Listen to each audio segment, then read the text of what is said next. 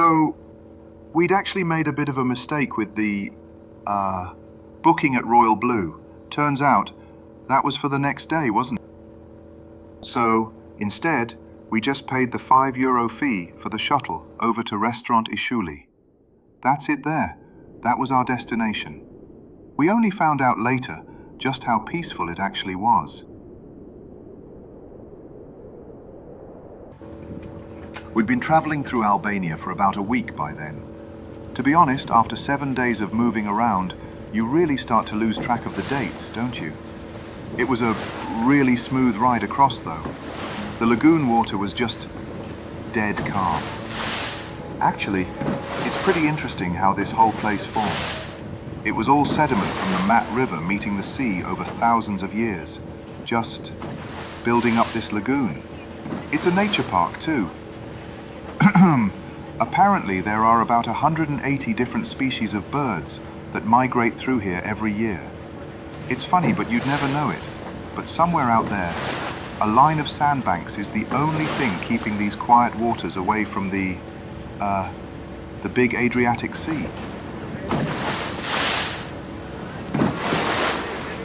We actually saw those wooden houses on stilts earlier, while we were walking.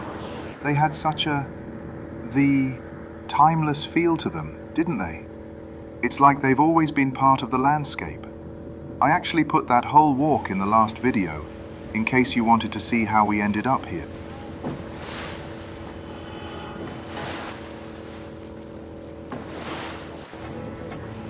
That was our niece, Onella. We'd actually just picked her up this morning from the airport. In spite of the long flight she'd had, she was surprisingly energetic.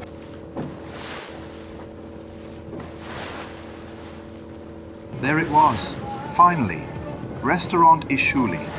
You could just see the island sitting out there as we started getting closer. Restorant Ishulli, which actually just means the island restaurant. Ishulli is the Albanian word for the island. It's pretty fitting, isn't it? We were just pulling into the dock then. There was a young guy in a yellow t-shirt waiting there on his phone. Maybe getting the next boat ready? To be honest, the owner is usually here personally welcoming people. He's pretty well known for hosting high-profile guests too, like the football legend Altin Lala.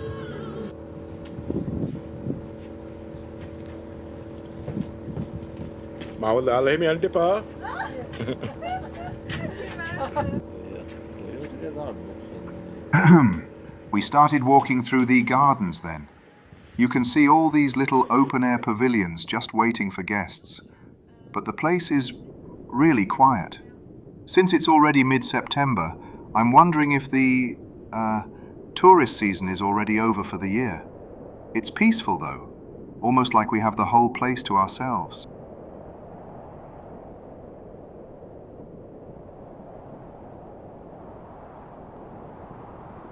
Those are pomegranates, actually. Albania is pretty well known for them, and figs too. These look fully grown, but they aren't quite ripe yet.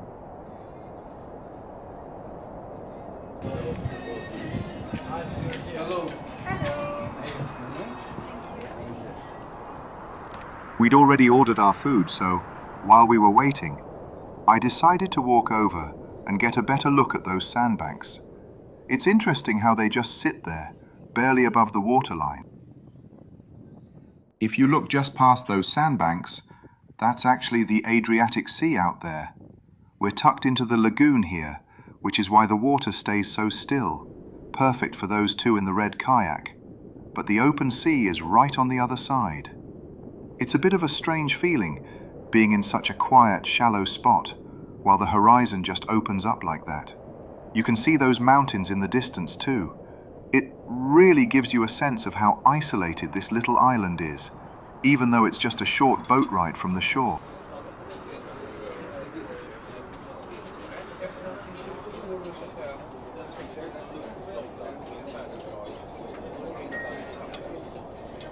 The menu here is really dependent on the daily catch, which is exactly how you want it.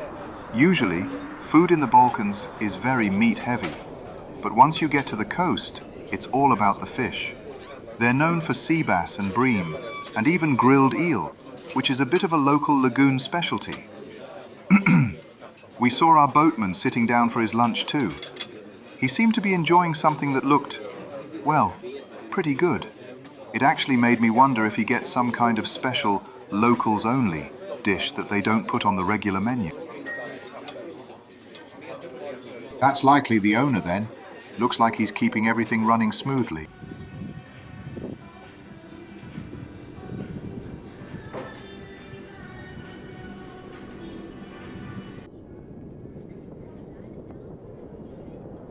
It really is a beautiful garden.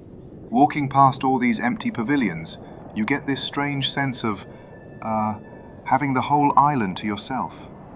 It's a bit of a luxury, being in such a popular spot without the usual crowds.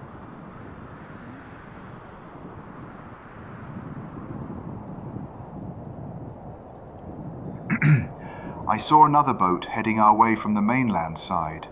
It was actually coming to pick us up and take us back. No new guests on board, just the boatman and a couple of staff members. It really does seem like the summer rush has just ended for the year. Actually, it's quite nice just to sit here and take it all in for a minute while we wait.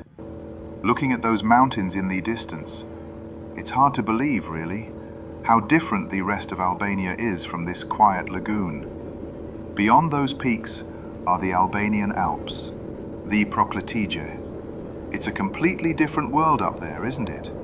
Places like the Valbona Valley or Theth, where life moves at an even slower pace than it does even here. To be honest, it's pretty incredible that a country this size has such a massive variety of landscapes. You have these wide, marshy lagoons here, and then just a few hours away, you're in remote mountain villages that are still only accessible by water or by foot. Some of those spots along the Shala River, they feel like they've been frozen in time for centuries. I guess that's the beauty of being out here.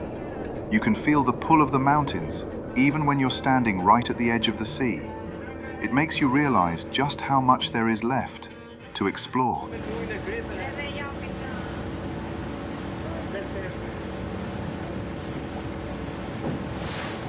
Well, it was time to head back. Patok Lagoon really turned out to be one of those hidden gems we'll remember for a long time. It's unpolished, it's authentic, and it's exactly the kind of side of Albania we love finding. Thanks for coming along on this little island escape with us. It's been a pleasure having you there. We'll see you on the next walk.